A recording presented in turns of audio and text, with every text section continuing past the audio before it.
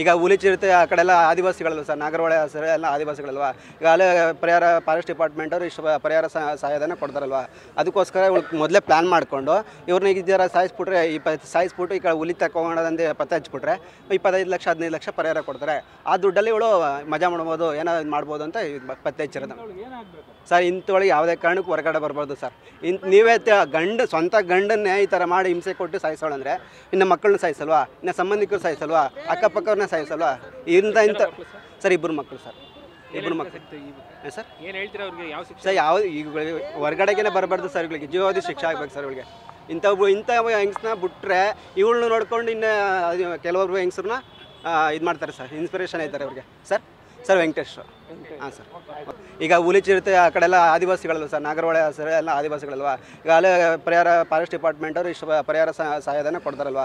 ಅದಕ್ಕೋಸ್ಕರ ಮೊದಲೇ ಪ್ಲ್ಯಾನ್ ಮಾಡಿಕೊಂಡು ಇವ್ರನ್ನ ಈಗ ಸಾಯಿಸ್ಬಿಟ್ರೆ ಸಾಯಿಸ್ಬಿಟ್ಟು ಈ ಕಡೆ ಹುಲಿ ತಗೊಂಡಂದು ಪತ್ತೆ ಹಚ್ಬಿಟ್ರೆ 25 ಲಕ್ಷ 15 ಲಕ್ಷ ಪರಿಹಾರ ಕೊಡ್ತಾರೆ. ಆ ದುಡ್ಡಲ್ಲಿ ಇವಳು ಮಜಾ ಮಾಡ್ಬೋದು, ಏನೋ ಮಾಡ್ಬೋದು ಅಂತ ಪತ್ತೆ ಹಚ್ಚಿರೋದು ಸರ್. ಇಂಥೊಳಗೆ ಯಾವುದೇ ಕಾರಣಕ್ಕೂ ಹೊರಗಡೆ ಬರ್ಬೋದು ಸರ್.